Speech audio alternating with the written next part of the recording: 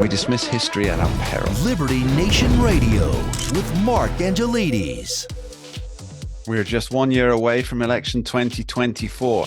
What's the zeitgeist in the United States and what's happening with the growing field of candidates? We'll be discussing this. We'll also be discussing government agencies acting as judge, jury and executioner and what the Supreme Court is, if anything, going to do about it.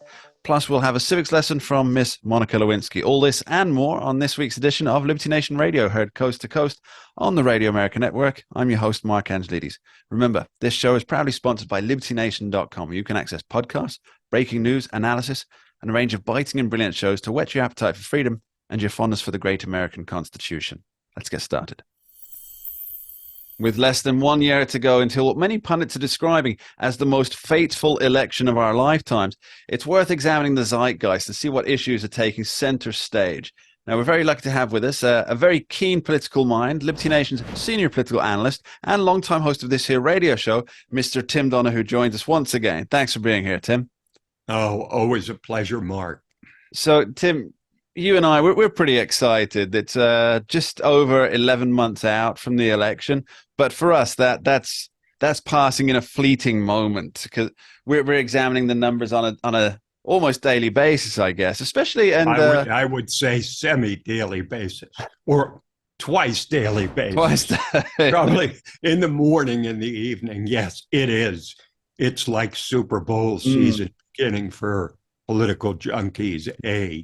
An election in 2024 that not only promises a rematch that nobody wants, but probably four other additional independent or third-party candidates, the effect of which is impossible to dictate at this point. It's impossible to figure out what the effect of even a single Trump criminal indictment would be.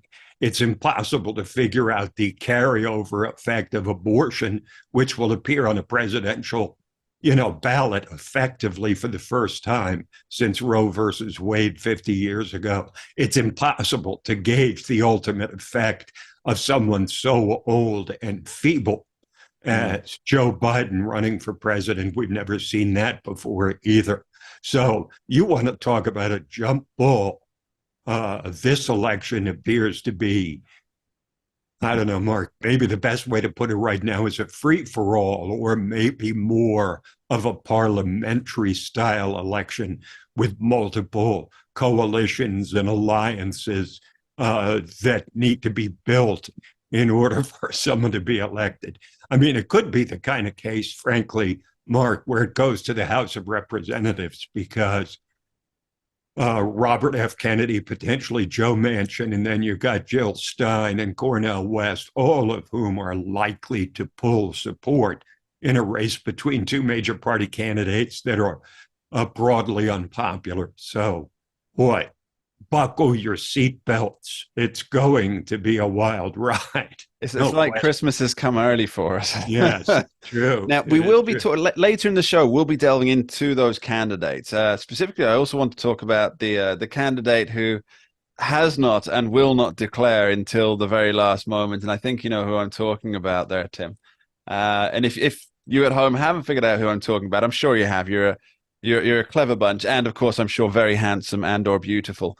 We'll be talking about that in the next segment, so don't go anywhere on that.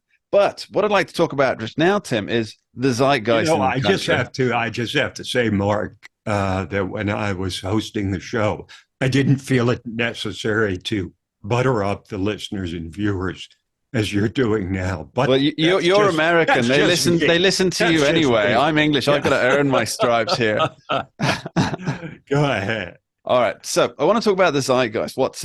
What's really engaging voters, what voters are thinking about going into the election, because people are thinking about it now. The airwaves are filled with, I mean, you've heard Joe Scarborough's Morning Joe's recent diatribe against Donald Trump, saying that, you say he's not going to be like this past Nazi leader or this past fascist leader, but look at him, look what he did.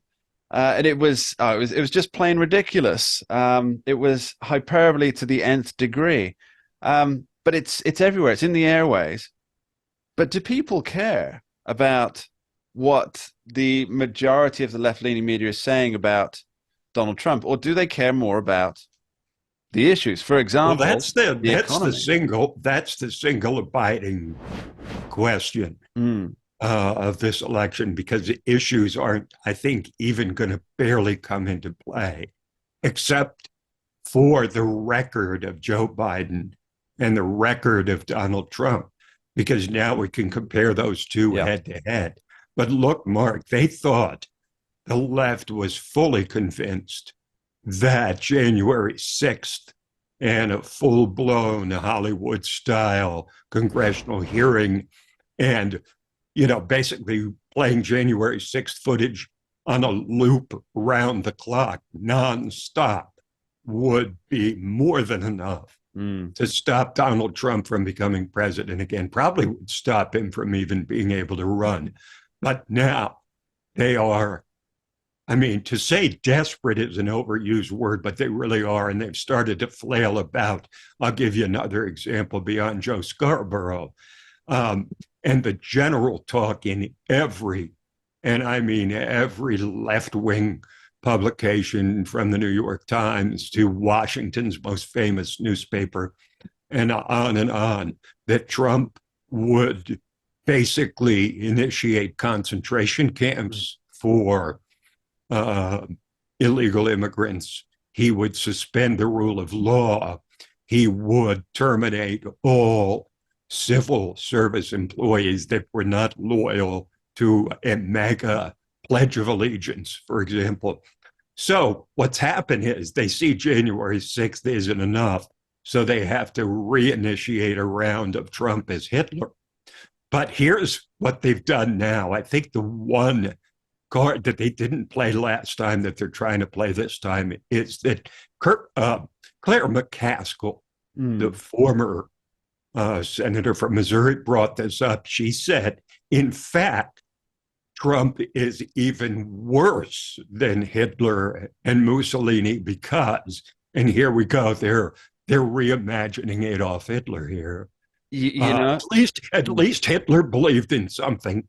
Hitler believed what he said. Mussolini believed what he said. Trump, in fact, only believes in himself and doesn't have any beliefs, which makes him more dangerous than Hitler. This is what they've been reduced to as Biden slips further and further behind. The Democrats have played out every extreme argument against Donald Trump.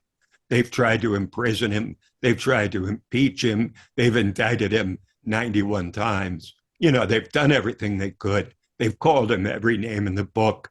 And I think the voters now can see, okay, how much of this is real and how much of it isn't. How much of it will cause me to vote for a guy in Joe Biden around whom we have lost the peace, lost the prosperity, crime has risen, the borders are open. It's a total, what it is, it's a dumpster fire, the Biden administration.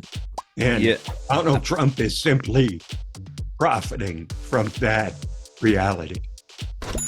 Yeah, I don't think we've ever seen a race with this many difference makers. Now, we will be discussing some of those particular difference makers when we come back after this short break. Don't go anywhere. We dismiss history at our peril. Liberty Nation Radio with Mark Angelides. Don't get caught up in the media madness. Join our movement for free thinking and free speech at libertynation.com. Publishing news and analysis 24/7 with original articles by our team of authors who tell it like it is. Join us each week for online TV shows, The Uprising Podcast, and Liberty Nation Radio. We believe in free thinking and free speech. We are libertynation.com.